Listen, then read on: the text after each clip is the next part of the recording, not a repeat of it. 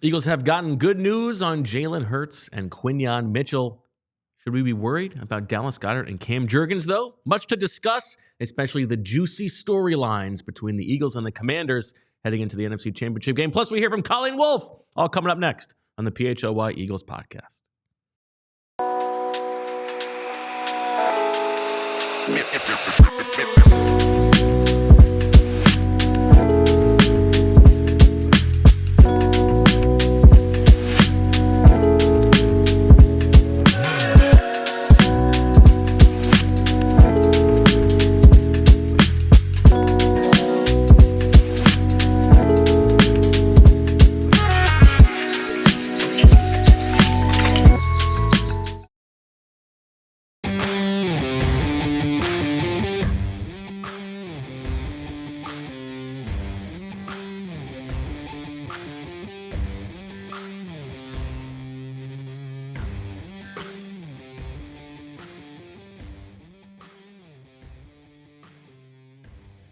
Hello, everybody, and welcome to the PHLY Eagles podcast on a Thursday afternoon. Bo Wulf, Zach Berman, as you can see, here in studio, and we're presented by Bet365. Download the Bet365 app and use code PHLY365 when you sign up. Whatever the moment, it's never ordinary at Bet365. All right, we got Jamie Lynch sitting in for Zach Berman for a little bit. Zach busy doing whatever it is that he does that's more important than this show. One of those things is writing for allphly.com. And now is the time to become a diehard because we got a great playoff special going on. $48 for the entire year. That's like almost 50% off. It's a wild deal. Now is the time to take advantage. Go to allphly.com and sign up. And I think it's one of two ways that you can properly wish Julia a happy birthday.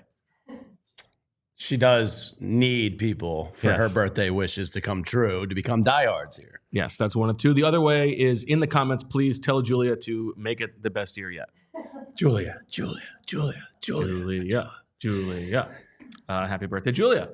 Thank you. Jamie, you and Julia go back a ways. Yeah, Julia happens to be best friends with my wife. So how about that? Yes, we go back a ways. She is known in my house as Aunt Julia. And most days I am asked by my girls, where's Aunt Julia? Ooh, did you see Aunt Julia today? Can you call Aunt Julia? Nice. Yeah, she's a fan favorite in our house. I know this is a good parenting trick. You're going to get like 10 minutes out of let's make a birthday card for Aunt Julia. Yeah, absolutely. Like that's 10 minutes. Usually ends up to a mess of stickers with an indescribable shape and figure on it. But yeah, it's a good time. How you feeling? How you feeling about this game? Your boy seems to be clear. I know. I was so proud of you yesterday, front and center, asking the questions like, you okay, Quinyon? I felt like you were me. Yeah, I was trying to channel you. Is everything okay? Is your shoulder all right? I was worried about you. Yes, that's great news.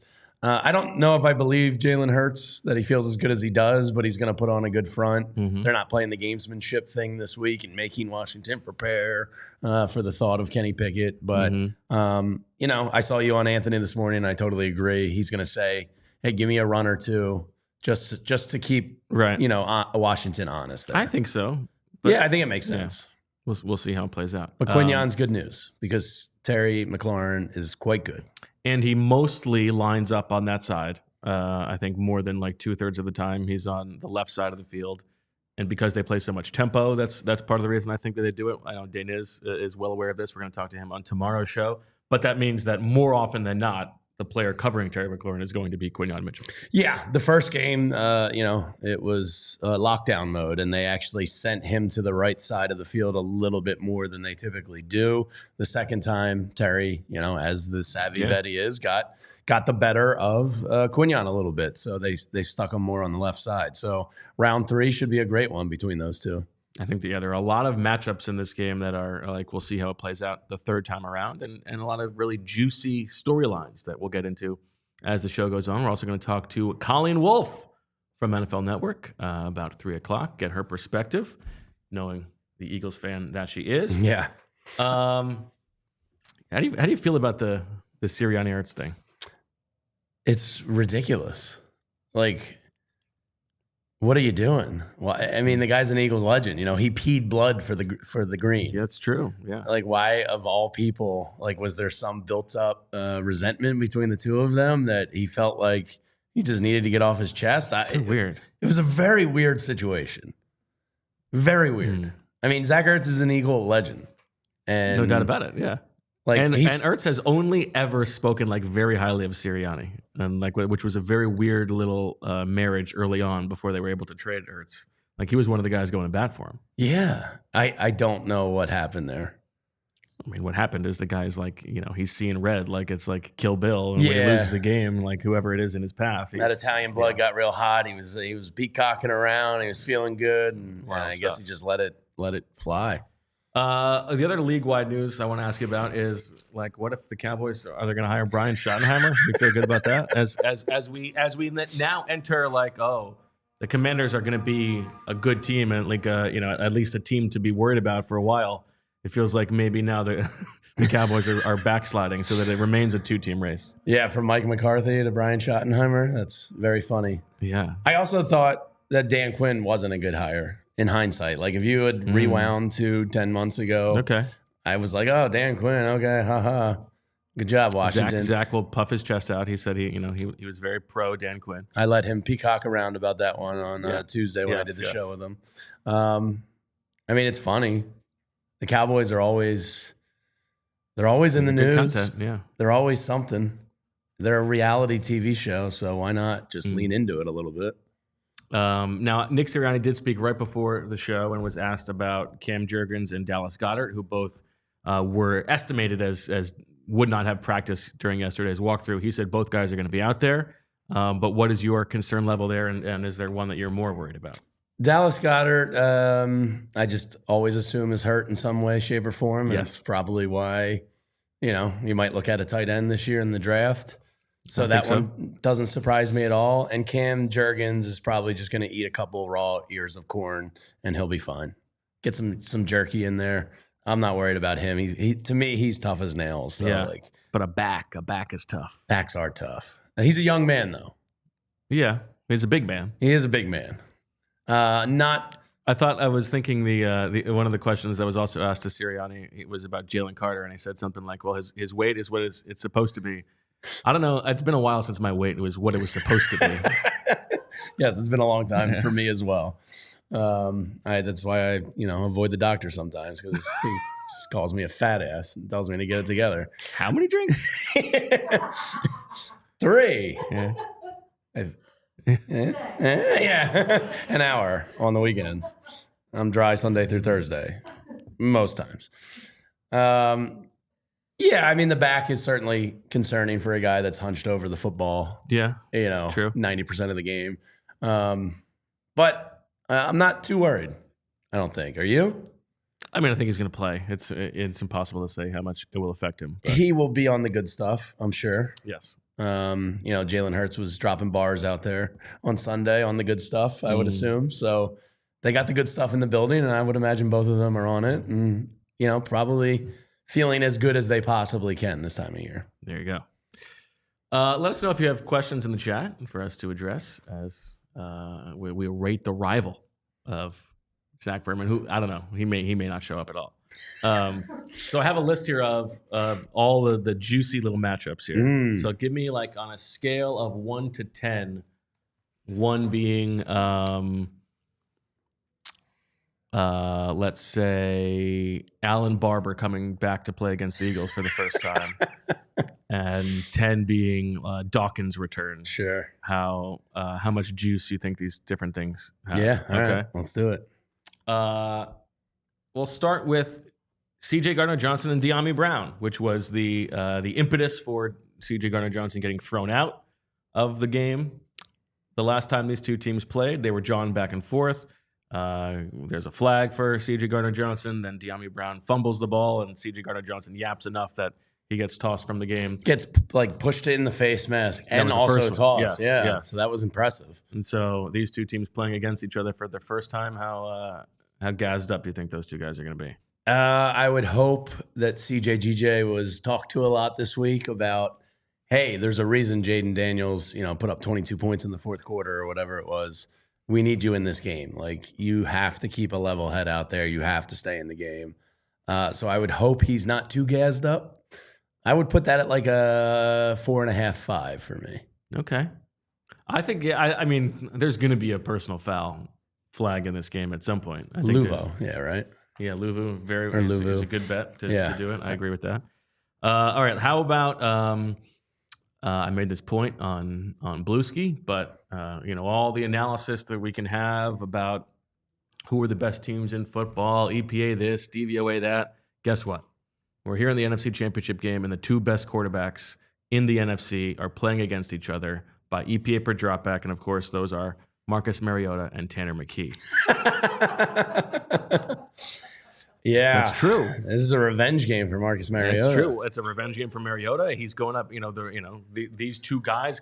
Obviously, Tanner McKee thoroughly outplayed him last year in training camp, and yet they still brought in Kenny Pickett. I hope the Commanders pull out some dumbass move like hiking the ball to Mariota again, like they did last weekend. I would imagine those two are fired up for this one. I mean, a lot of future earnings on the line here. Two best quarterbacks in the league this year. Yeah, they really are. Okay, so you're giving that a 10? Yeah, absolutely. How could you go anything lower? How about the Lincoln Financial Field NFC Championship crowd against the McCaffrey family, knowing that Christian McCaffrey has come in here and lost in the NFC Championship, and now Luke is taking his shot. Yeah, and Christian was a part of the last rookie quarterback in the championship game when Brock Purdy and Kyle Shanahan's dumbass decided to not block Hassan Reddick. Yes. That was a bold strategy. The McCaffreys are probably shaking a little bit, I would imagine. This is a house of horrors for them. You would think so. Yeah, I mean, I'll go 9-5 on that one. 9-5? Yeah. Wow, okay. I mean, Easy Ed's going to be in the building. Yeah, that's true. They're probably all shaking. How about Jahan Dotson against the team that gave him up? Well, I took his over 2.5 receiving yards last weekend. That was a mistake. Apparently, he was open on a couple plays. According to my buddy in the stadium, he was like, "Dude, Jahan Dotson was wide open in the end zone." I would imagine for Jahan, this is a probably fairly big one. From my hoagie mouth perspective, watching the game, pretty low. Okay. Yeah. This is one where maybe the actual juice is Adam Peters and Howie Roseman, and Howie's like, "You sold me a lemon. God, I can't believe I fell for it." God, well, he doesn't lose too many trades, so you kind of got to. You got to lose a couple on purpose. Yeah. How about the big matchup of the two most prolific and productive stories of the NFL International Pathway Program, Jordan Mailata against F.A. Obata? Oh, yeah. I mean, it's huge. 11? 11. Yeah, I mean, I think the whole world's watching this game for this storyline. And the Washington Commanders, to my knowledge, do not have a partner internationally. The Eagles have Australia and New Zealand. The Commanders have nothing. So the world is actually... The Commanders have Philadelphia and New Jersey. The tri-state area. And Crystal Palace. Yeah. So I'd imagine the world is pointing and laughing at the Commanders right now, going, you don't even have an international partner? True. How serious of a franchise are you? And we got Australia and New Zealand on lockdown. So now how about Jerry Jones? From Jerry Jones' perspective, we have, he's figuring out who to hire. Meanwhile, the two guys who he had under his wing, Dan Quinn and Kellen Moore, both leading successful teams to the NFC Championship. Yeah, that's pretty wild. Is this like the Washington Commanders staff of old with LaFleur and McVay and who's the other one? Shanahan. And there was somebody else, too, that came out of that. I'm sure Jerry Jones is quite worried about the optics here. I would imagine so. All right, before we keep going, and then the list will continue, let's make some time for the Xfinity game ball. And as we pull that bad boy up, we are proud to tell you about the Xfinity game ball, which is brought to you by our friends at Xfinity Mobile. Join the millions who have switched to one of the fastest growing mobile services, the Xfinity game ball. And I feel like you should just get to wax poetic about your boy, Quinyon Mitchell here. Yeah, I mean, I fully look forward to the post-game on Sunday when we're talking about Terry McLaurin being held for 2 catches and 27 yards, and Quinyon had him in prison. So we can just preemptively give him the game ball? Is that what you're allowing me to do here? Give him the game ball. Yeah, he's nominated for Defensive Rookie of the Year along with Cooper DeJean. Wax poetic on his season. I mean, what a year. He's not going to have maybe the stats on paper to back up a Defensive Rookie of the Year award per se, but the fact he's nominated to turn, what was that, 22nd pick or 21st pick in the draft into that is a remarkable job. And, Terry and Arnold was still on the board, I believe, right? Yes, they chose him. And they chose first. Quinyon over him. Yep. So it's a credit to the scouting department and the staff to go to a small school. What a remarkable year it was for him. Him and Cooper DeJean changed everything because James Bradbury, I believe, is still due back any day now. And, the longest 6-week injury in the history of the NFL. Wouldn't that be great if he starts in the Super Bowl? But Quinyon changed everything. A real chance for redemption. Yeah, I mean, that secondary last year was a sieve. And, we were doing the pregame show in Tampa, and I was just like, Mike Evans is going to go nuts. And now you face a Terry McLaurin, one of the better receivers in the league, and you feel confident about the matchup. So Quinyon, one of my favorite rookie years ever. I would say one of the best rookie seasons in Eagles history. Not a lot else come to mind. Not many Eagles have ever, like Keith Jackson back in the day, but not many guys have ever really been in a Rookie of the Year conversation. So credit to Quinyon. He seems like a great dude. He seems to get it. And what a remarkable season. Well said. Congratulations to Quinyon Mitchell, finalist for the Defensive Rookie of the Year and love you, Q. champion of the Xfinity Mobile Game Ball. I'm an Xfinity Mobile customer. Look at you. Yeah. What a company man. Yeah. All right. Speaking of company men, we're going to take a quick break, hear from our sponsors, and more on the other side as we await the arrival of the special one. And let me tell you about this beautiful product right here, and that is Ice Shaker. It is the perfect gift for the passionate sports fan in your life. Perhaps you've heard of Ice Shaker before. Zach Berman has told you about their Shark Tank show before when the brothers Gronk came out to display their new product. And now Ice Shaker is officially licensed with the NFL, NHL, NBA, NCAA, and Major League Baseball, and it makes the ideal gift. It is created and used by the Gronkowski brothers. Ice Shakers has sold over 1 million bottles. They have changed the game with workout bottles. And if you're not somebody that necessarily hits the gym a lot like me, this bad boy right here at the tailgates, this makes a great cocktail shaker. And it's got great technology. Not only is it that stainless steel that just keeps things cold and ready to go for you whenever, it also has the built-in agitator. So if you are a shake and protein type person, it just strains everything out for you. So go to iceshaker.com and use the code ALLCITY25 at checkout to save 25% off your order. It is great. The agitator works as a strainer, so if you're mixing up your favorite game day cocktail in the parking lot, you can strain it, and it makes a solid tailgating cup to mix drinks. Order your team-branded bottles today at iceshaker.com and use the code ALLCITY25 for 25% off your order. Ice Shakers, show your support for your teams with the best branded workout bottles on the market. Ice Shakers. And just like Jamie is himself an Xfinity man, I can vouch for the good people at Ace Hardware Home Services, because we had a little water heater issue a couple weeks ago. Called up Ace Hardware Home Services on a Friday morning. They were there within a couple hours, and it was fixed right away. Unbelievable service, because they knew exactly what they were doing. At Ace Hardware Home Services, whenever they get ready for a job, they remember what to bring. And what they bring is threefold. Number one, they bring experience. Local plumbers and techs who handle everything from repairs and seasonal maintenance to installations and upgrades. They also bring number two, understanding. They listen to your goals, and the job isn't completed until you're satisfied. And number three, they bring helpful. Helpful to your home, so you can spend more of your time on the projects that really matter. Visit Ace Hardware Home Services online at www.acehardwarehomeservices to get started on your next project. And now, let's go to the locker room with our locker room report presented by Valley Forge. ValleyForge.org can help you discover hidden gems, endless activities, and tons of places to stay in Montgomery County. Get started planning that next getaway today. ValleyForge.org. Make it family time and make it Montco.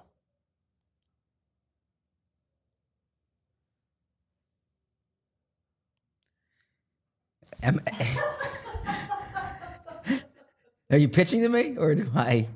You want me to pick in here? So first off, great to see you. Hi, how are you?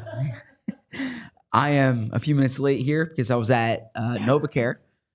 For full disclosure, I was meeting with someone else at NovaCare during the Nick Sirianni press conference. So I only got to half of the Sirianni press conference. I was meeting with someone else on the staff I can talk about tomorrow.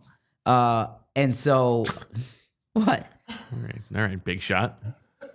No, I'm giving this as a frame of reference that I wasn't there for the full Sirianni press conference. I was there for the second half or for the last few questions of it. As if you didn't then re-listen to the beginning of the Sirianni press conference on your drive over here. Yeah, but I don't want to be inauthentic and say, I heard, Sirianni told me this, right? I think disclosure is important. Okay. So Dallas Goedert, Cam Jurgens are going to be at practice today. Now, how much will they practice? Nick Sirianni didn't want to get into that. Practice will be going on in about it will start in about 3 minutes. We will have updates from our colleagues in the media. He recognized at the link. At the link, yep. Okay. Those charter buses and police escorts were there. They were. Absolutely Why do you think they've done this for the playoffs? Is it just because of the practice field? Yeah, my guess is the ground's frozen. Do you think there's superstition involved? I don't know. Or a little stition? I don't know. I'm asking you. Yeah, I'm saying because I think the ground's frozen. Okay. It was really cold, and then it snowed, and then it was really cold again. Okay. So my understanding is Tony Leonard, the head grounds, the vice president of grounds for the Eagles, is outstanding, one of the best in the league. I actually spoke to what? Go ahead. No, I spoke to someone that I know in the turf management business. Okay. Who was flex is all over the place here. No, who was raving? Someone on Signal was just like, "Hey, I'm in turf management." He was raving about Tony Leonard's work. Okay. But he can't heat fields, right? So yeah, if the turf is frozen, that would be problematic. So, so you think definitively Tony Leonard better than the Sod Father? I don't know enough about this. Is not my area of expertise. Okay. The person who brought this up to me specifically mentioned Tony Leonard. Okay. So, and it is Tony Leonard, not Leonard Tony. It is Tony Leonard, not Leonard Tony. So my guess is that it is it's because it's frozen. But look, they've practiced there the past 2 weeks. They won 2 games. Maybe there's a little superstition involved. Certainly, there's a little FOMO on my part now, right? But when you're there, the sight lines are so good, covering the practice. Like they're working out right in front of you. You can take attendance better. But Dallas Goedert, Cam Jurgens expected to be at practice. We will see the extent for which they're practicing. Nick Sirianni acknowledged in his press conference how important fourth down is going to be in this game. He wanted to mention for both teams. He said he wanted to get that in there, too, right? Dan Quinn's not the only one going for fourth downs. Well, he's the only one who's going for it most often when he should. Well, actually, by volume, the Eagles are going for it more. But yeah, percentage-wise, it is certainly. The Eagles were 12th in the league in going for it when they should this year, which is the lowest they've ranked in a while. I like that, going for it when they should. Yes. Okay. And should based on fourth down decision bot. Yes. I like that. I think the bot is often correct. I'm glad you like it. Yes. And then he spoke about he doesn't care that he's not a candidate for Coach of the Year, he says. He says winning a Super Bowl would be dope. He said would be dope? Would be dope. Why did he say that? Well, I imagine it would be dope for him, right? To win a Super Bowl. What has he ever said that before? He has. He actually said that to me one time. I was talking about Garrett Nuss. Another flex. He said that in an interview with a reporter who was asking him about Garrett Nussmeier, and he said, "Seeing your son have that type of game in the SEC, must be dope." Okay. So a reporter has heard him say that before. It's a common. I'm sure you've used it or your friends have used it. I mean, I guess. Yeah. That's dope. Have you heard people say that's dope? I don't say it, but I can't pull it off.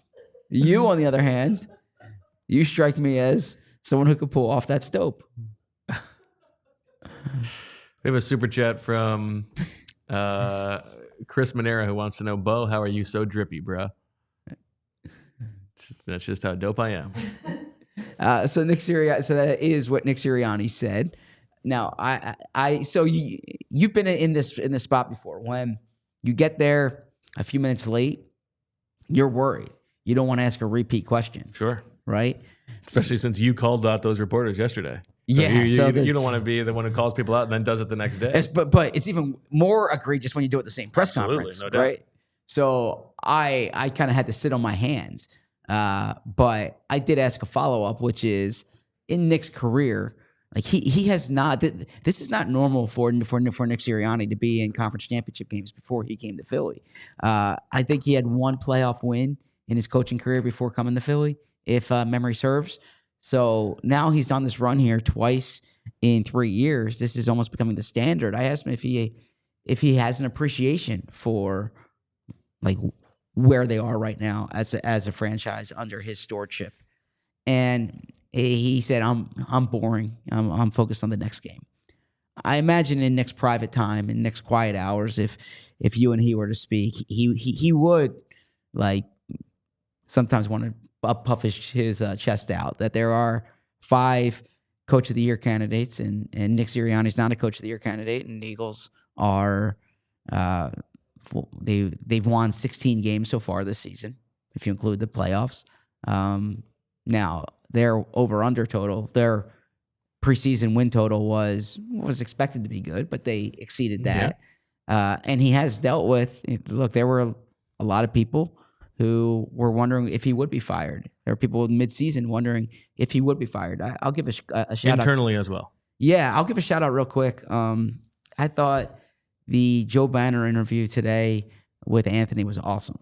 Anthony and Baldy, and there were some good nuggets in there, some good stories, and I thought there was a lot of honesty from Joe. And I thought his point about Sirianni was really interesting. So make sure you check that out. But he was kind of talking about like how it's like a fascinating social study here, in that there's so much of what Sirianni does that like defies the way they think about how a head coach should comport himself. How a head coach, he always talked about like the Andy Reid and Sean McDermott and like the coaches who are very even keeled on the sideline, and how Nick is not like that, and how some of the things they're doing kind of defies the way this organization's kind of thought about coaches in the past. But he's like, it's clearly working, right? And like the success he's had cannot be disputed. So I really enjoyed that interview on Anthony's show, as I did the one with you.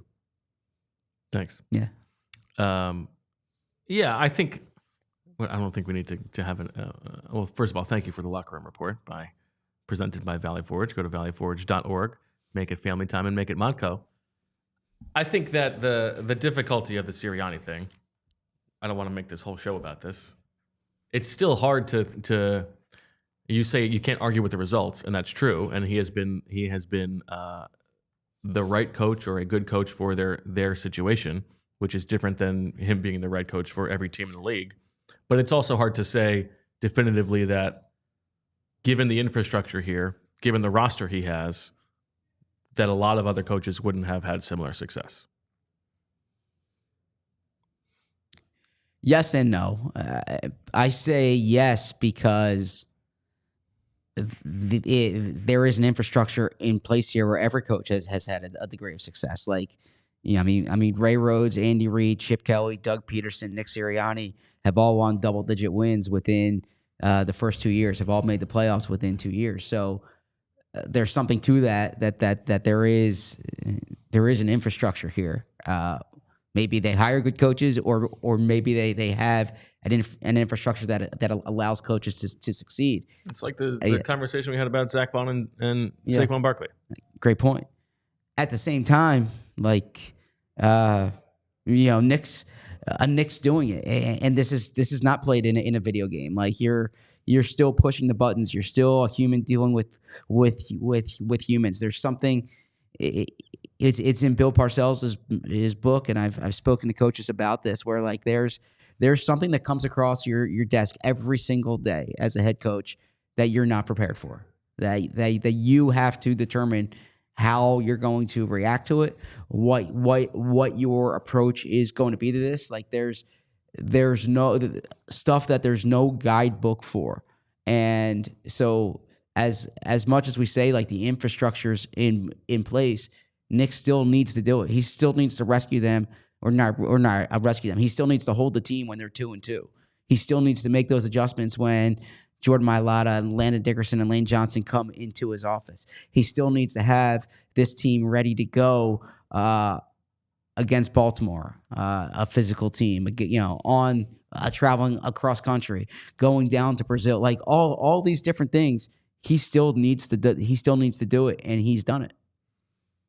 No doubt.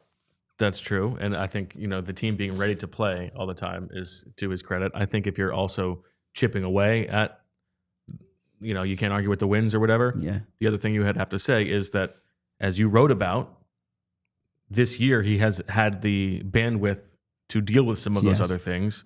Whereas last year, when he was running the team the way he wanted to run the team, he didn't. And that's fair. And so he had to be like big brothered into being put in the right situation to be a good head coach, or to be a potentially championship caliber head coach. I hear what you're saying, but it's as we well know, there are a lot of prideful people who are defiant when either asked or told to do something. There are a lot of prideful people who say, I want to do this my way, or my way is working. This is an anomaly. I think I think it says a lot about someone when there's self-reflection and honesty about their performance. Sure. Yeah. Yeah. Okay. Well, speaking of that, we've been going through some of the juicy matchups here. Mm-hmm. I mean, how about Brian Johnson on the other sideline coming back to Philadelphia? Look, Brian Johnson. What a chest puff out he would get to have if he leads the team to an NFC Championship and to the Super Bowl at the link. Yeah, and I've been on record with this too, and so I certainly don't want to contradict myself. I think Brian Johnson got a raw deal here. I think I blame Nick Sirianni for a big part of that, because I think Brian Johnson had his hands tied to a certain degree. Now I think Jalen Hurts is responsible for that as well. I think Sirianni and Jalen, but I think Brian Johnson, I don't know if we saw Brian Johnson at his optimum last year. Now, that said, this is not Brian Johnson's offense. Like there might be elements of Brian Johnson in here. This is Cliff Kingsbury's the offensive coordinator. Cliff Kingsbury's in charge. So if they win, I'm giving the credit, from an offensive scheming perspective to Cliff Kingsbury. But yeah, Brian Johnson. Convenient. Why? You're just not going to give Brian Johnson any credit? No, I mean, Cliff Kingsbury's fingers on the button. He's calling the plays. Yeah. You can give Jayden Daniels the credit too. Well, yeah, of course. I meant from a play calling perspective. Someone in the comment is making the point about Vic Fangio being nominated for Assistant Coach of the Year, and how that speaks to who the league really gives credit to. And I do think that is the Nick Sirianni conversation, is that, Nick has done a very good job. But if you are splitting the turkeys for credit to how this team is as good as it is, the roster, the quality of the roster is way ahead of the, in-game decision-making and the, getting the guys ready to play. And the defensive coaching is ahead of that. And it's not like Nick Sirianni went out and found Vic Fangio. Like, that was a Howie Roseman, Jeffrey Lurie doing. right? And so I'm not trying to take credit away from Nick. It sounds like you are. Well, I'm trying to be honest. Yeah. Like, I don't think that he is the most important reason that they're here. No, I think the players are the most important reason why they're here. Without a doubt, like, more so. And frankly, I think one of the reasons to be worried about this matchup is the in-game decision-making disadvantage between the two head coaches. Go on. Both fourth down and like situational stuff, and the Eagles continue to bungle end of half situations, and they play scared in fourth down situations and like third and long situations. Yeah. And yes, I know that is how they have won games this year by victory favors the team who makes the fewest mistakes. Yeah. And playing not to lose, and they have not lost, and that's great. But I don't know that that's going to hold up forever. Yeah, I hear your point, and this is something that I grapple with, like as a football reporter, football analyst. We do a lot of analysis on the show. Is that I'm of the same inclination or proclivities as you are here regarding fourth down decisions, right? And I want him to be, or I would be more aggressive at times if I were in his position, and there are multiple times where I think he's played it too conservative. But I also don't think someone makes the wrong decision just because it's not the decision that I would do. And I understand process outcome, but like their process factors, their process is based on what they believe it takes to win the game. So I take the Baltimore game. I wouldn't have punted when they punted it, okay? But they punted it and it worked. And I know we're not just judging the outcome there. Like that's part of their process. But he is judging the outcome. And what happens is it worked in that situation, and so he went back to it, and it didn't work because over the course of time, when you make the slightly wrong decision, it's not going to play out in your favor. It's the same thing as the Coward's draws, which we talked about yesterday. They had one Coward's draw that went for a touchdown to Saquon Barkley, and now they keep doing it. And guess what? They've done it 16 times, and it's worked once. But so your definition of it working is getting a first down.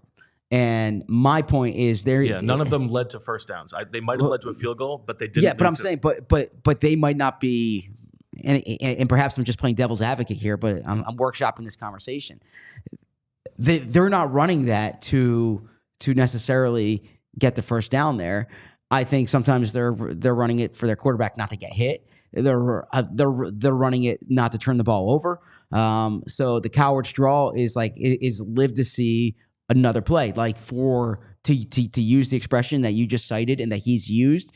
Victory favors the team that makes the fewer mistakes. I don't like an operating principle that's make fewer mistakes than the other team. I prefer the operating principle. The last game they lost to the Washington Commanders, guess what? The Commanders turned the ball over 5 times. Yeah. And they still lost the game. Yeah. So like I think you take that approach when you're the inferior team. I think if you're Notre Dame playing Ohio State, your victory favors the team that makes the fewer mistakes. If you're the better team, like I would say be on the offensive. Like go score points. Don't play. Go do special stuff. Exactly. So but I also don't believe that just because someone does something differently than I would do it, that they're doing it the wrong way. Yeah, I mean, globally, that's true. But if someone does it differently than you would like, they're doing it the wrong way. No, I'm saying globally, that's true. Okay, but I think that doesn't go for everything. Yeah. Okay, yeah. But Brian Johnson could get the last laugh here. How about the Eagles' offensive coordinator search aspect to this game? Hiring Kellen Moore, but they were potentially very interested in Cliff Kingsbury, and you've heard some rumors, some sniffing that there was maybe a little bit extra to that. Yeah, and we discussed this earlier in the season. Is that there's the Jeff Stoutland of this all? Is that Cliff Kingsbury has a bit of a scoopy, a very specific way of playing, but I don't know if this actually was the reason for the decision. But the Eagles viewed Kellen Moore, my understanding, as someone who could really marry these concepts. These concepts that Kellen Moore would introduce and these concepts that the Eagles have run. And like to run, and part of that is what Jeff Stoutland has done and brought here since 2013. And there's a lot of run game concepts that the Eagles have that are the same that they've had before Kellen Moore was here, and that will be the same that they have after Kellen Moore is here, presuming Jeff Stoutland's here. Right. And the intimation here being that not that this is what happened, but something along the lines of in a fictional universe, like the Eagles are like, Cliff, I think we might be leaning your direction. Like, is there anything else that you want to button up? And Cliff's like, well, yeah, actually, I'd like to bring in my own offensive line coach. There's a guy I really like, and then Jeff was like, get the hell out of here. Or like, you're not gonna oust Stout. Or I like my own line playing with these concepts, or I like my running game with this style. And because I think there was, look, this is not a secret. Cliff Kingsbury has a background in the offense that Jalen Hurts thrived in college at Oklahoma. Cliff Kingsbury once recruited Jalen Hurts to Texas Tech. Like, there is a background there. And so I think there was a lot of interest this offseason trying to find a style that would maximize Jalen Hurts. And I think that was part of the appeal of Cliff Kingsbury. And I remember being right in this seat probably around the same time last year, to be honest with you, like probably this week last year, when we're talking about OC candidates. And I say the interest in Cliff Kingsbury is because of that background with Jalen Hurts. Now, the reports from The Link are that Cam Jurgens is not out there, despite Nick Sirianni saying that he would be. Now, they're still in warm-ups, they're still in stretches. He could show up. Just be honest. Dallas Goedert is there. But I imagine if he's not practicing, we're going to get some word soon on what the offensive line looks like. My guess is if he's really not going to be there, that it would be Dickerson at center and Tyler Stan left guard. And how do you think that affects the game?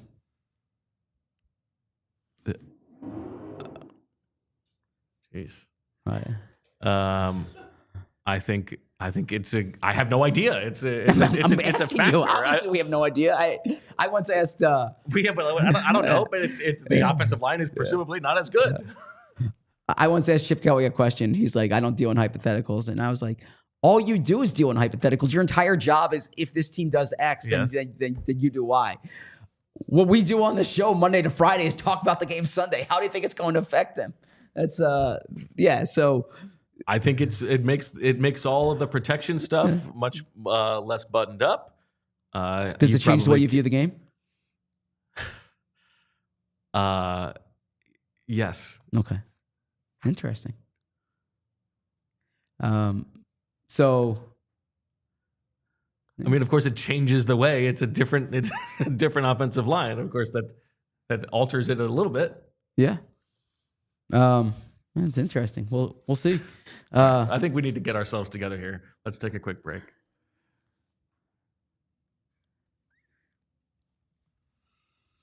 If you are unsure of whether you want to go to the game and you're not, you need to decide whether Cam Jurgens is going to be playing or not, and that's going to affect whether you want to go. Give it a couple hours, but the good news is you can wait, because with Game Time, that's your ticket to last-minute tickets. The best ticketing app in the industry. Why? Because they've got Game Time picks, where curation makes it easier to find better value for tickets to sports, concerts, comedy, theater, and more. The all-in pricing means that you're not going to be surprised by hidden fees at the very end. Toggling this feature will allow you to see the total upfront, so you're not bamboozled as you get ready for the checkout. You get the seat view, so you know exactly what it's going to look like when you get to the stadium. You're going to get the lowest price guarantee, where Game Time will credit you 110% of the difference. And you've got the Game Time ticket coverage, where your tickets are guaranteed to be delivered on time, and your purchase is covered with the most flexible customer service policy in the ticketing industry. Take the guesswork out of buying tickets with Game Time.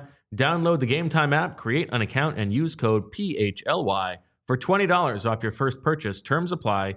Again, create an account and redeem with code PHLY for $20 off. Download Game Time today. Last-minute tickets, lowest price, guaranteed. While the Eagles are hunting down a ring, you can hunt one for one too. Go to 8th and Chestnut in Philly and go to Golden Nugget Jewelers. It's family-owned and operated since 1987. So that's if you're getting engaged, they have a wide assortment of rings and wedding bands to fit anyone's style. Receive a final cleaning and written appraisal with every engagement ring purpose. Not just wedding jewelry. You can find watches, diamond necklaces, diamond bracelets, earrings, and more. You deserve an expert and the best price. Golden Nugget Jewelers, where Philly gets engaged. Head over to goldennuggetjewelers.com to learn more. Go ahead.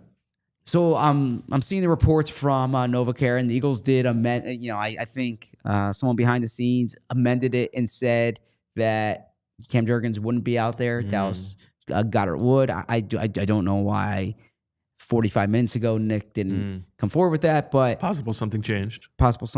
Also, it sounds like Dallas Goedert's doing work on the side.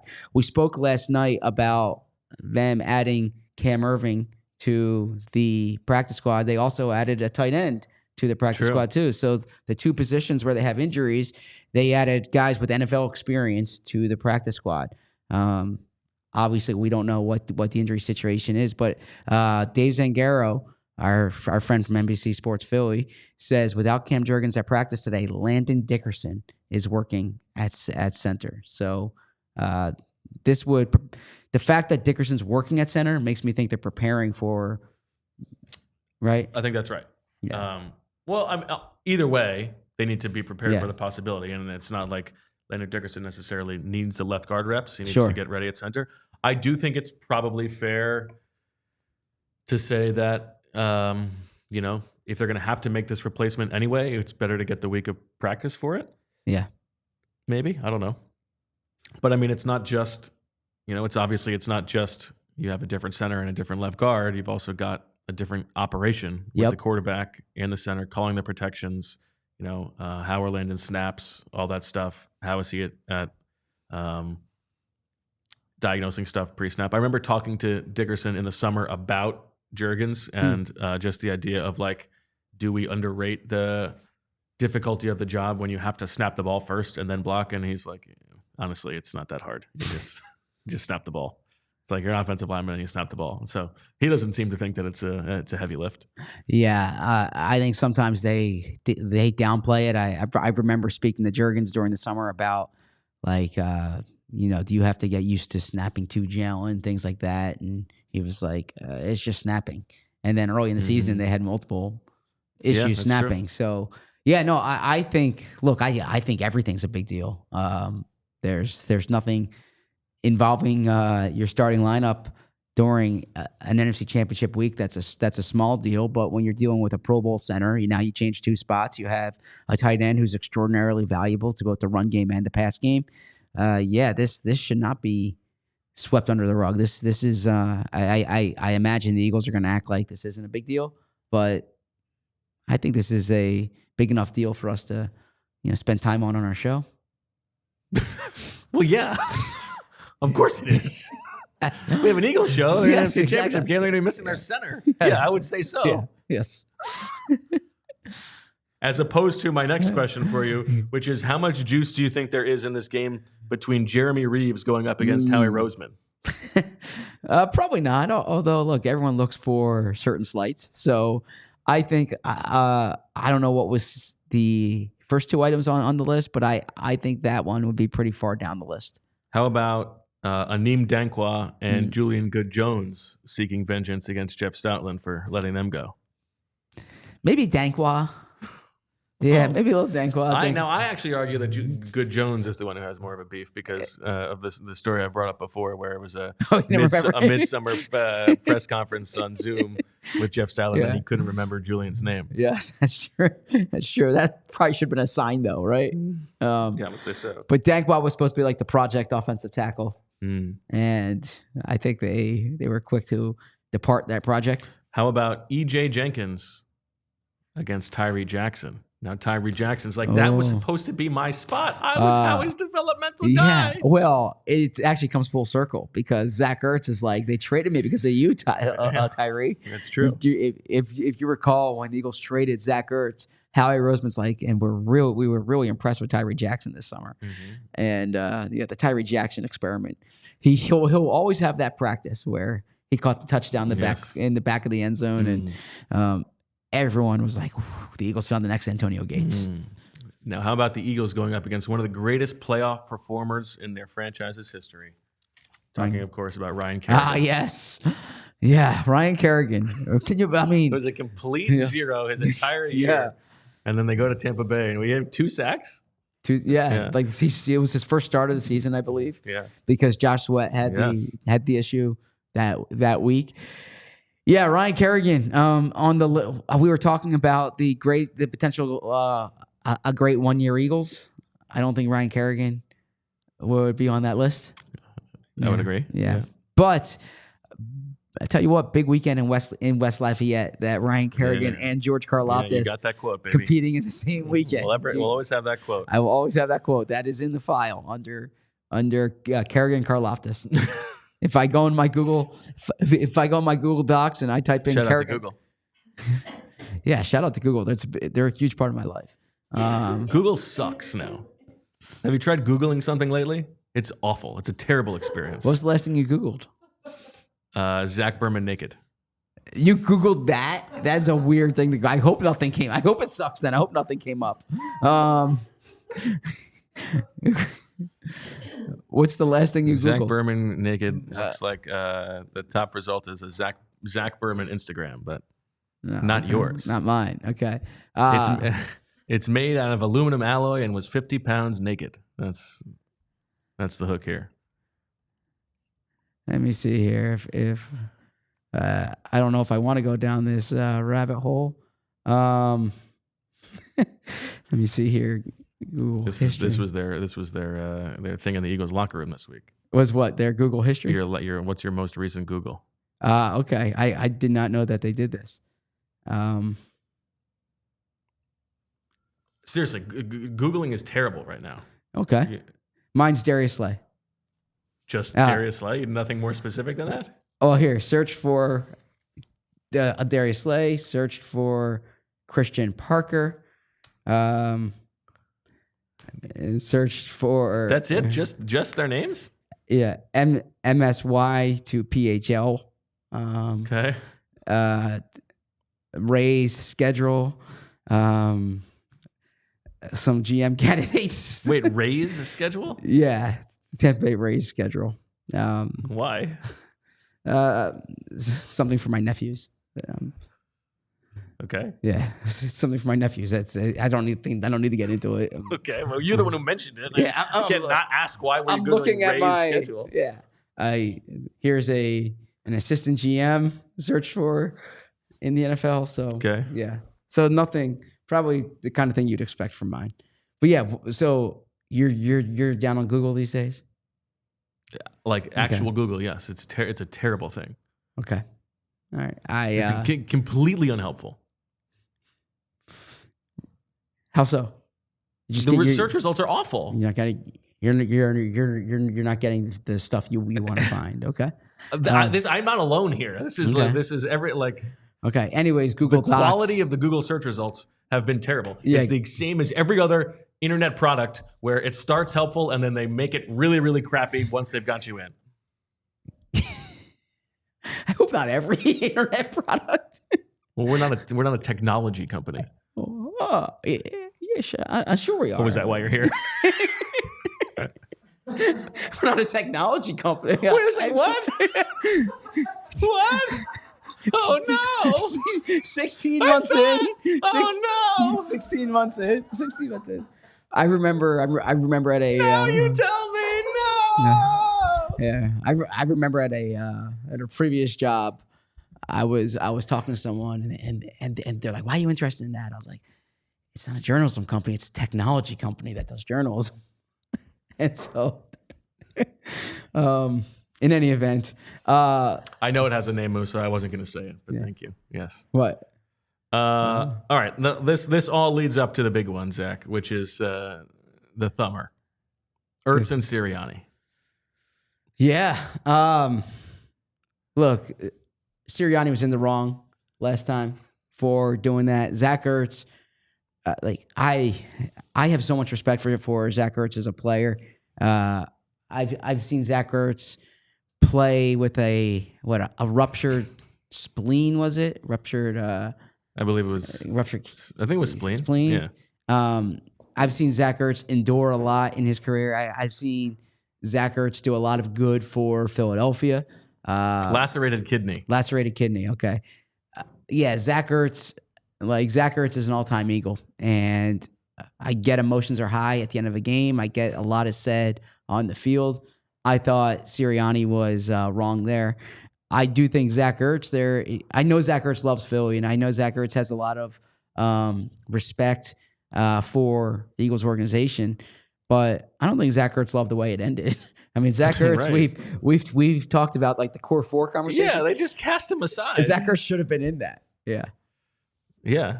He's the one guy that chose not to just keep around forever. Yeah, I mean, they had a guy they wanted to elevate, exactly. And I think probably the personal dynamics of that were difficult. Sure. With Goddard wanting to be the guy, but yeah, they didn't necessarily treat him. Yeah, super well. I know there are certain times when the Eagles are like, we're never gonna let this guy play in another uniform. You know, and they said that about guys like Kelsey and Lane and Brandon Graham, but they didn't say that about Zach Ertz. They didn't say that about Malcolm Jenkins. What do you think the difference is in their eyes? I think they had a replacement. I think that's really have one for Malcolm. Oh, yeah, I mean, we got to make it Carson's team. I know that's how they spun it, but why do you think why were they not willing to go to that? Yeah, I think. Well, I actually think that goes back. I think that Malcolm a year earlier wanted a new deal. They weren't willing to do it. And I actually think they had an agreement in place that they would let Malcolm be free. Okay, it's good, Scoopy. I'm pretty sure that's what occurred. We are going to hear from Colleen Wolfe in just a couple minutes, so we're looking forward to that. What else is on your mind here? So did you talk about Zacchaeus before I got here? I mentioned Jahan Dotson and a lot of Zacchaeus, yeah. But yeah, Zacchaeus was someone who I know Nick really... Zacchaeus. Oh, Zacchaeus. So did you hear the Cliff Kingsbury Zacchaeus story? No. Okay. So for the first... Spin me a yarn. So for the first few weeks or maybe months, he kept calling him Oz. Because he thought that because people were calling him OZ, and he was saying Oz. He was saying Oz, and then Zacchaeus he was afraid to correct him or didn't want to correct him. And then eventually he's like, by the way, my name's not Oz, my name's OZ. And I think Kingsbury said it was like the whitest he ever felt. I think that's a direct quote. Yeah. You want me to look it up here? Sure. Google it. Yeah, that's exactly what I'm doing. Cliff Kingsbury White. Here. Well, let's see if the Washington Commanders... I feel like that's honestly bad self-awareness by Cliff Kingsbury if it took him that long. It took him that long? And didn't he see those pictures of himself in his house?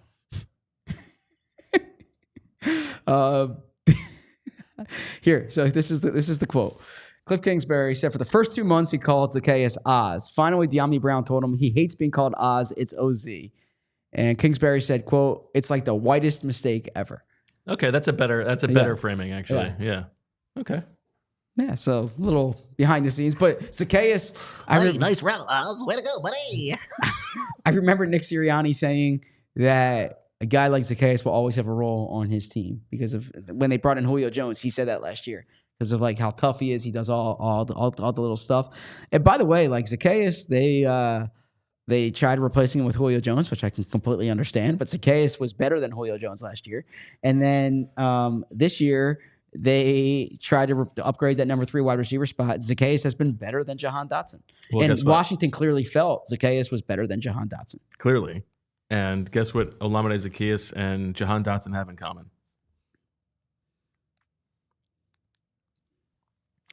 What? With the Eagles, they both finished dead last among all qualifying wide receivers in yards per route run. Because they just don't get thrown the ball. This year, Jahan Dotson, 80th of 80. Last year, Olamide Zacchaeus, 88th of 88. And if I publish this, which I may not do. Why not? But I don't Wait, so this is in your story? This is a thing. Oh. Over the past 10 years, you would not believe the statistical unlikelihood of how often an Eagles wide receiver is at the very bottom of this list is wild. It's almost as if this is the actual key to their team. He's having a receiver who you don't throw to. Yes. Thank you for watching on Fast, by the way, on TV. We'll be back with more on allphly.com. Check it out there. All right. Yes. Do you think you could guess all of the wide receivers over the past 10 years who have been at the bottom of the list for the Eagles? Matt Collins? No. Okay. This is at least 300 yards or routes, at least 300 routes run over the course of a season. So, and this is the last 10 for instance, years. This year, Johnny Wilson would be even lower than Jahan Dotson. Yeah, but so he we're didn't going run enough routes. So we're going to 2014. Jalen Reagor. 15. Yeah, Jalen Reagor. Reagor in 2021 was 89th of 90. Yes. Okay. So worst on the Eagles. JJ Arcega-Whiteside. In 2019, JJ Arcega-Whiteside was 77th of 78. So yes, second from the bottom. Okay. 2015 was Miles Austin there? No. I don't know if he ran out of routes. Okay. 2015. Let me think. Was Riley Cooper still there in 15? No. Not on this.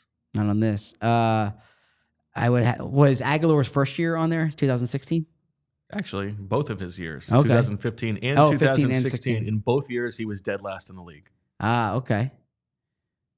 Green Beckham, someone says. I don't know if Green Beckham ran enough routes. I think that's right. Okay. Is there anyone else I'm missing? There are a couple, but maybe that's the tease. By the way, if you want to read that, which may or may not ever go up, but if it does, it'll be on allphly.com for the diehards. And now is the time to become a diehard. As we said at the top of the show, great deal, almost 50% off, $48 a year to become a diehard. I'm not going to get a better deal than that. Super chat from Axie, who says, have we ever seen Casey Affleck and Kellen Moore in the same room? Interesting. I'm not so sure I see that. I don't see that. Yeah. A different shaped face. Yeah, Kellen Moore's got a bit of a doughier cheek thing going on, whereas I don't know that I see that with Casey Affleck. Also, their hairstyles are different. Listen, I'm in for these, but I'm not so sure I see that one. Chase Daniel Plainview says, I've heard Ben Johnson is getting $13 million a year as Nick Sirianni's agent. I would like to get a similar number for Nick, but I am bad at negotiating. Any advice? Yeah, this is going to be interesting. Look, the Eagles do pay. If you saw Rick Stroud from Tampa Bay Times reported yesterday that Liam Cohen is being made like the highest paid coordinator or his contract's going to compare to Vic Fangio's. It's the first time I'd seen this number out there. He said Vic Fangio is getting paid $4.5. Not too shabby. Yeah. So the Eagles do pay. They invest. I think you reported a few years ago that they made Jeff Stoutland the highest paid offensive line coach in the NFL. I believe at the time, at least, the highest paid position coach in the NFL. Yeah, but I think that was your report. So Nick, look, that resume sterling, but for the reason you just said, there is a thought that this is a job that other people can do now. I mean, I wouldn't hire Brian Schottenheimer to do it, but there is a thought that it's a job other people could do. Did you guys address that?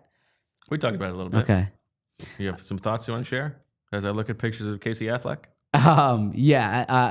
We have Colleen. My quick thought on it is, how unimaginative are you to fire your coach and hire your offensive coordinator and offensive assistant before, who has been fired in 5 different places or 4 different places and is not received. I mean, I'm not saying you have to go from Jerry's perspective. He's watching Quinn and Kellen Moore coach in the NFC Championship game. He's thinking, I should have kept those guys. It seems unimaginative to me. That's all. But great job actually by DLLS. They've been doing awesome out there on this story.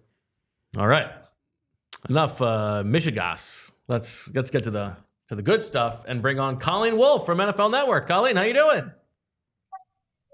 What's up, guys? Great to see you. Good to see you. How are you feeling? What's your confidence level heading into this game? I was going to say, I've actually been sick. So thank you so much for asking how I've been feeling. And I adopted a puppy that is also sick right now. So we're dealing with a lot of outside noise and adversity. However, I'm obviously excited about this game. I can't believe it's the Commanders. I can't believe the Eagles are playing the Commanders in the NFC Championship game. What type of bizarro world is this? I am kind of envisioning a nightmare scenario for Eagles fans. I don't know if that's just like the Philadelphia that's still in me. But if the Commanders end up winning this game at the Link, and Josh Harris is lifting the trophy. Really hope that doesn't happen. So just kind of throwing it out there to get ahead of it. Go ahead. First off, great to see you, Colleen. I hope everything's okay out in LA. We're all thinking of you here in Philly. We were talking about Nick Sirianni before you came on. You have the perspective of someone from this league real well. What's like the outside Philly perception of Nick Sirianni right now?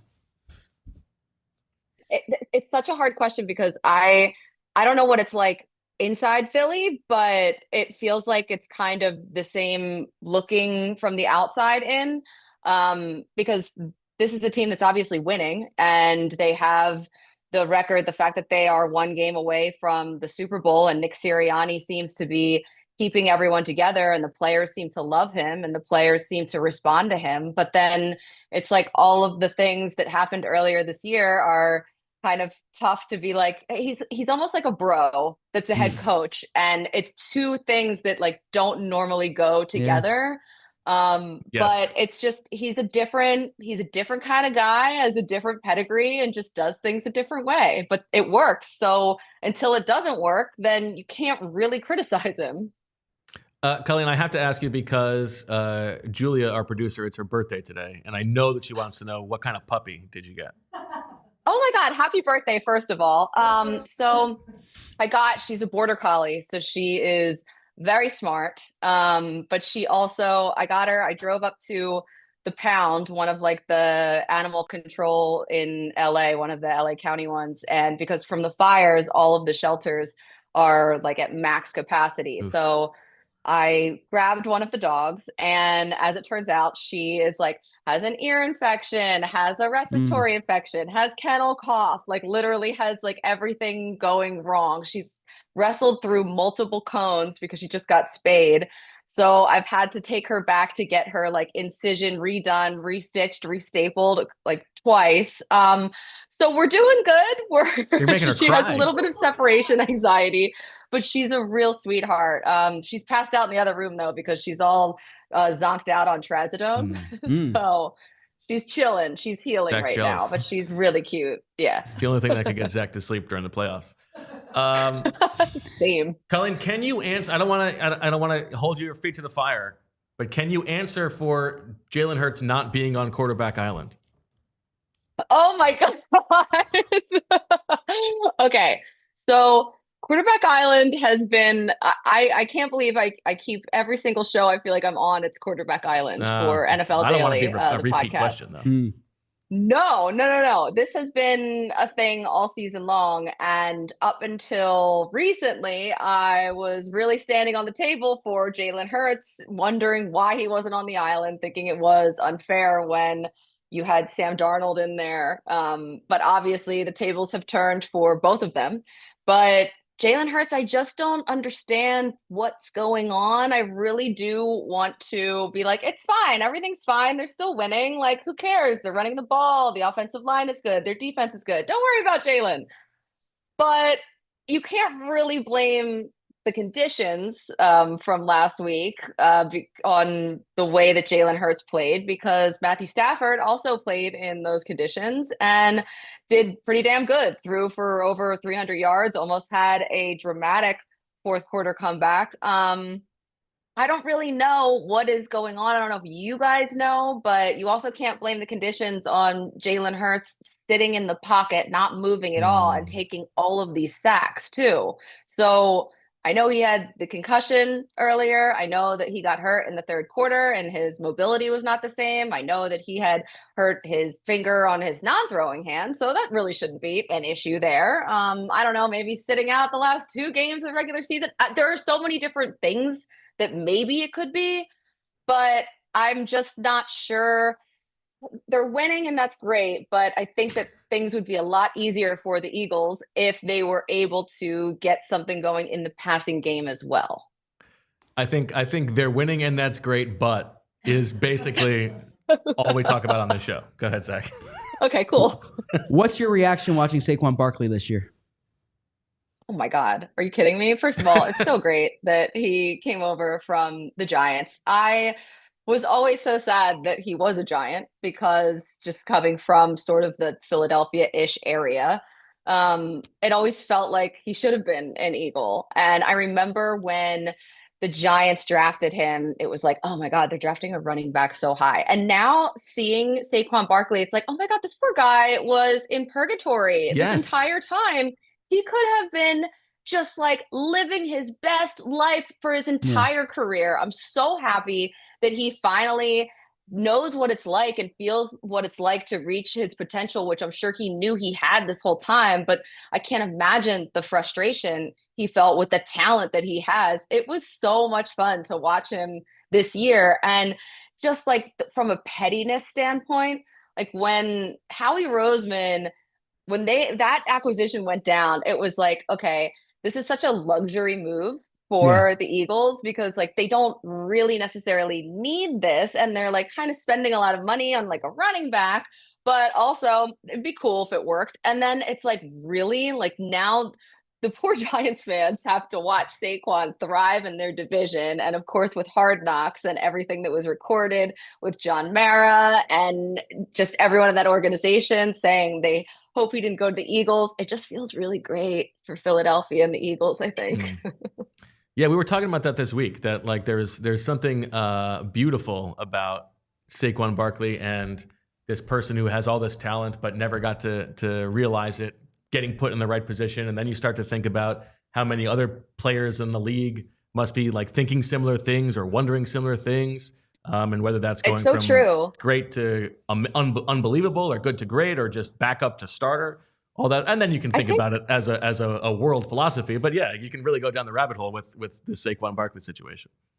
It's so true. And I think about it all the time with teams that are successful and especially quarterbacks that end up being successful because so many things have to go right. The stars have to align in so many different ways. Like you need to have luck on the injury front. You need to have the right personalities in the coaching staff to go with the personality of your quarterback. You need to have the personnel there and the scheme and the system and like it also luck with like the schedule and everything else. There's so many things that have to go right. And when they do go right, it's kind of amazing to watch. Now you grew up here when the NFC Championship game was like the end of the season. Every year it seemed like, right? But then these past two times when the Eagles have played in the NFC Championship game, you saw San Francisco, they beat the 49ers 31-7. They beat the Vikings 38-7. Are you sensing this to be more similar to what you saw those last two NFC Championship games? Or do you think they could lose? Do you think it's going to be a closer game like what you were used to more in the mid-2000s? That's a great question because I'm a little worried because I'm not going to be at this game and I was at the last two. So I don't know if maybe I am the good luck charm or not, but yeah, exactly. I am the reason. But I remember when they played the Vikings. Cut to like our entire audience trying to buy you a flight to Philadelphia just to make sure that you're in. Please. I mean, my bosses hate me. I'm like, hey, how about this week? What do you think about sending me home this week?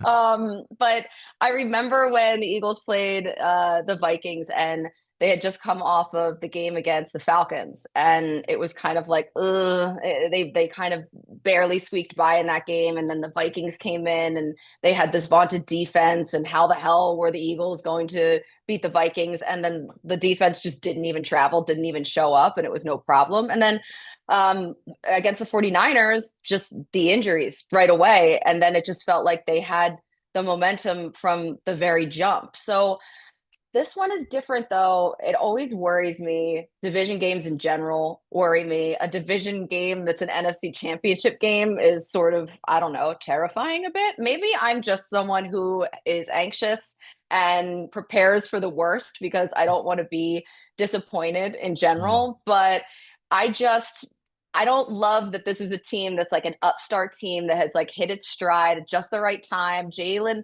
Daniels looks awesome. Everything he throws up it seems like a receiver always comes down with it. Terry McLaurin finally has a quarterback for the first time in his career. It's almost like a Saquon Barkley situation, but he just didn't leave. And I just like, I'm always afraid of teams that are playing with house money. And it's such a dumb cliche, but it's true.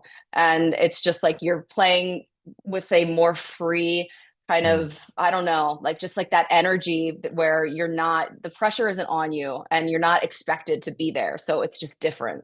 Right. It's you know, it makes you think of that 17 Eagles season, right? When you are unburdened by expectations. And you do have that. And it's a little bit different, obviously, but the X factor here is Jayden Daniels.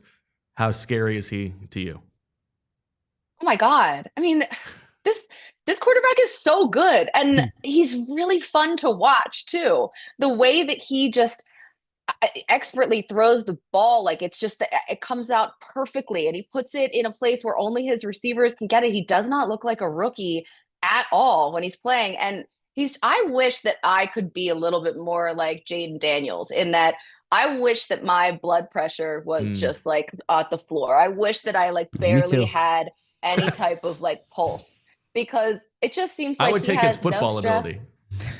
I mean, yeah, that's true. I would take his blood pressure. Any of it. But it's just, he's really good. Now, the one thing that, I don't know, I was just like really kind of digging into this and nerding out a little bit, but they're starting right guard. Obviously, he had the season-ending injury in Detroit, and playing against Jalen Carter this week, that could be some type of an issue to watch out for, just because the Eagles pass rush is so good. And then from the last time that the Eagles played the Commanders, there's a few other guys that are back. I mean, Austin Eckler, obviously, he's now in the lineup. Jonathan Allen, he is as well. And I feel like Marshawn Lattimore did not look like his best in that game when they played the Eagles, and he certainly did last week. So those are a couple different factors too. How far be it for me to offer or to ask for a Peck Nest migrate, but Bo brought this up last night on our bonus show, and I think it's a good one to ask people who are Philly adjacent, or is that Peck Nest migrate the 2024 Eagles, the 2022 Eagles, the 2017 Eagles?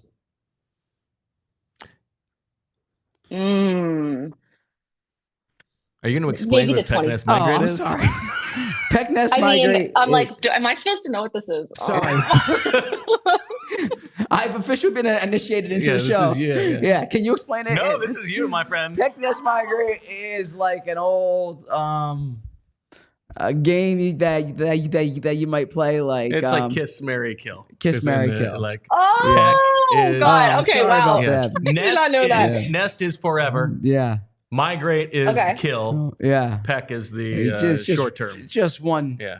Yeah, one day. Yeah. Okay. Yeah. Okay. All right. Cool. Because I was like just gonna really guess what that was. That's sort of how I did all of my SAT work. Just kind of like connected the dots here and hope for the best. Okay. So Nest would be 2017. That was like, I loved that team. They were so much fun. It was the first time in a long time. They were the underdogs. They had so much personality. It just felt like they had everything going their way, and they were just, it was such a fun season for them. And like Nick Foles, what? That's crazy still. And then what was the kill one? Migrate. Migrate. Okay. Migrate would be the 2022 Eagles, just because I didn't love the way that ended. Yeah. And then Peck would be 2024. Let's see how it turns out. Yeah. Because I'm putting some eggs in that basket. Get it, eggs and Nest. All right. So you see? She pulled it together? I don't get it. Yeah. All right, Colleen, thank you so much for taking the time. Where will you be watching the game this weekend? I have to work, so I'll actually be watching it in this very room with my dog, because I can't really leave. And if anyone is in the LA area and can watch my dog while I'm doing the show, that would be great. I'm still trying to figure that component out. I mean, that you've put out the word. I feel like we definitely have some LA listeners, so I like that. Great. Cool. Thank you so much for taking the time, Colleen. Thank you, guys. Good to see you. Good to see you. See you, Colleen. Bye. You know what, Zach? Like, we get you last night to finally just criticize a billionaire a little bit, and all of a sudden you come the next day just throwing out Peck and migrates without any context. Look, that was my fault there. Slowly but surely, you're turning into a sicko. Yeah, well, I wouldn't go that far, but yeah, 6 years doing this. That was the first time I didn't over-explain. My bad. But I appreciate Colleen. And my fantasy basketball team needs some help. If Colleen, I know it's anyone who can help me. There you go. All right. Anything else that you're going to be paying attention to the rest of the day here before we get out of here? So I'm looking forward to locker room today. There's a few players I'm looking forward to catching up with. I have a story, if I can do some shameless promotion, which I suppose all my promotion is shameless on here. I have a story coming out that I'm looking forward to writing tonight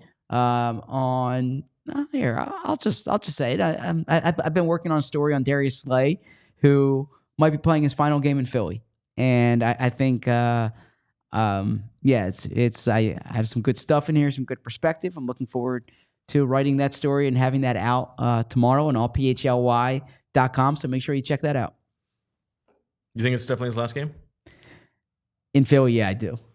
And look, I don't know if it's his last game in the NFL. No, but in Philly. I think it's his last game in Philly. Yeah, and I've been saying part of the rationale I think for being able to pay Zach Bond is that they're going to have at least 3 corners on rookie deals next year in obviously Quinyon, Cooper DeJean, and Keely Ringo.